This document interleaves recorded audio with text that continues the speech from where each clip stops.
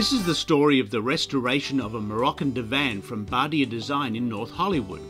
One of Jane's design clients fell in love with this piece for her new Spanish Revival style home. Sometimes exotic items like this or antiques have been in use and show some signs of their age. Jane looked closely at the condition of the divan, knowing it was to be a central feature in the stylish themed living room in the client's home. She felt it needed careful restoration to bring the divan to better condition and newer look, yet still retain its unique character. So Jane has arranged with Badia's owner, Mohammed Tazi, for Steve Rockmore, the restoration expert, to do the work on site at the showroom.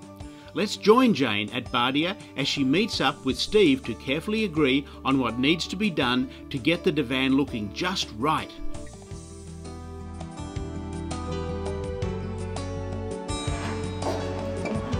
Hi Mohammed, good to see you. Good to see you. I'm here to, our repair person's coming in to work on the leather divan. We really love the piece, it just needs to be restored a little bit. Okay, that's fine. Hey Steve, good to see you. Good to see you too. So, here's what we'd love to do. My client really loves this piece. However, I was a little concerned about the condition of the leather. So I felt like there was a great opportunity to come in, have you come in, to work your magic. And what I'd really like to do is recolor the whole thing pretty much in this color. I know that there's some streaks, etc., so I know that'll be taken out. Okay. And I think by the end of the day, it'll look fabulous. Fantastic.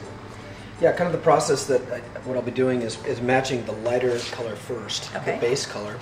I'll begin by actually stripping the leather, which it doesn't remove all the color, but it removes all the dirts and the oils from the surface of the leather. Okay. And then I'll completely re-dye it in this lighter color, and then I'll go back over it with an airbrush with some modeling of these darker reds to try to blend that in. And completely re-dye it, and then the last step is I'll actually put a fresh top coat finish, which will give it a little bit of a sheen and a freshness, and it'll also add quite a bit of protection for daily use. Great, that's exactly what I want. So let's take it out the back, have the guys come pick it up and start working on it, and I'll tell you a little bit more about what I'm really trying to accomplish. We're ready to take this out back. Okay, I'm just going to grab my tools then.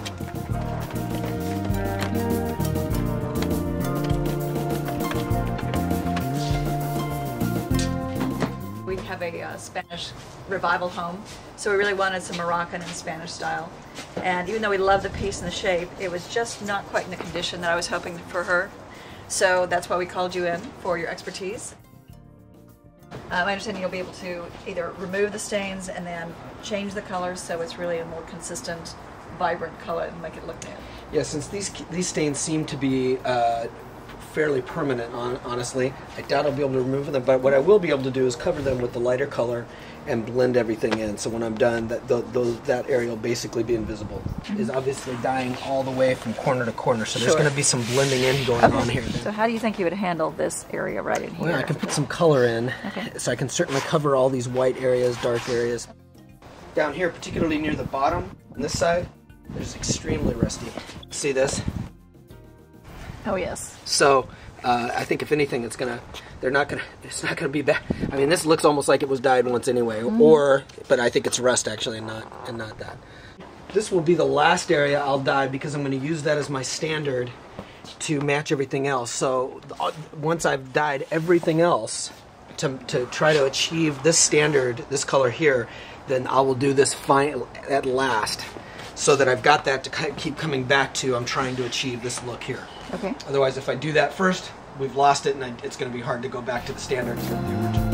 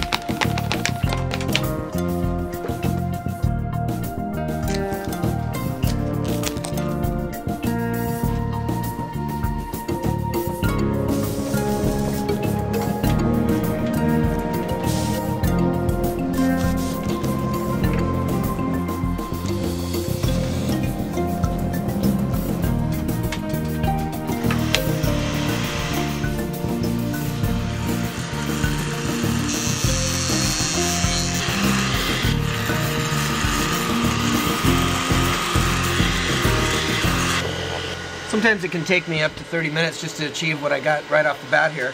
But basically what I'm doing is I'm matching this base color, and then after I've matched that and put down a base coat of this lighter color, and then I'll be matching the darker color and misting that in with my airbrush.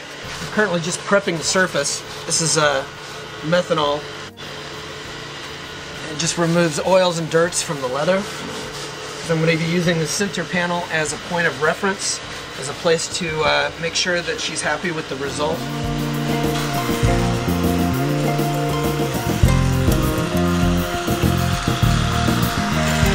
I'm laying down the lighter color right now here as a base, and then I'm going to come in with a darker color to bring in this the two-tone sauvage look that it has.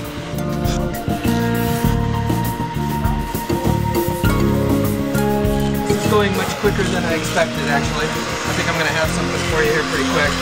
What I did is I did that area to show the difference and make sure that you're happy with the color, the darker color, and the difference in losing the streaky. We lose the lighter colors, get more dark tones, and lose much of the streakiness. Yeah. And then on this half of it, I actually added a top coat, which gives it a little more sheen and a lot more protection. I can see the sheen in here. It looks like really nice. And so I'm going to just pull this off the tape here so you can kind of get the full sense of the change that occurs. I'm going to be re-dyeing that anyway. So. Yeah, I can really see a difference. Fantastic. That looks lovely. Good. Just achieving the right balance of colors, because I keep working until the customer is completely satisfied with the color and the sheen and the whole process before I go through with the whole thing.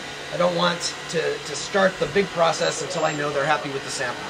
And I can definitely see it's going to look great when you bring this across and all over the piece. It's really going to look, it'll look new, and I think my client will be thrilled. I'm going to use acetone to just prep the leather. It slightly burns the surface and removes the dirts and oils, and it leaves the surface ready to have the new dye completely re-adhered to it.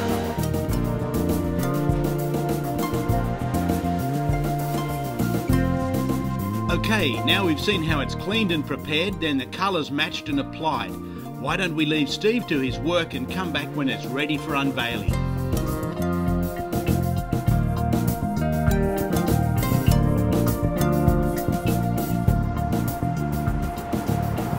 Steve just called and said the piece is ready. I can't wait to see it. Come on in.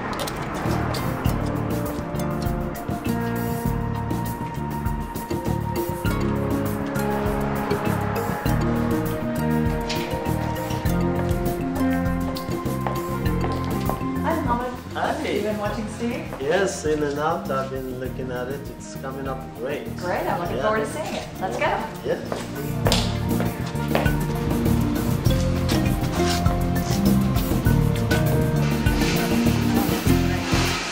Very excited.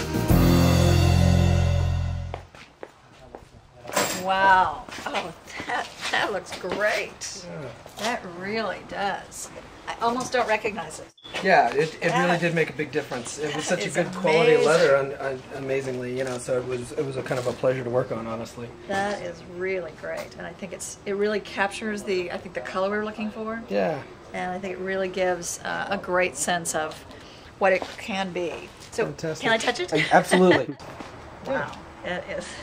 It doesn't even look like the same piece. Oh, good. I mean, it does in the shape, but you know, it looks, I think, exactly like what we were hoping it would be. Fantastic. So, even better. It's just good. Very exciting. Great. Thank you so much, Steve. It looks fabulous. I really love it. I'm thrilled with it, and I can't wait to show my clients. Great. Thank you so much. I enjoyed it. Take care. All right. Bye. Take care. Bye-bye.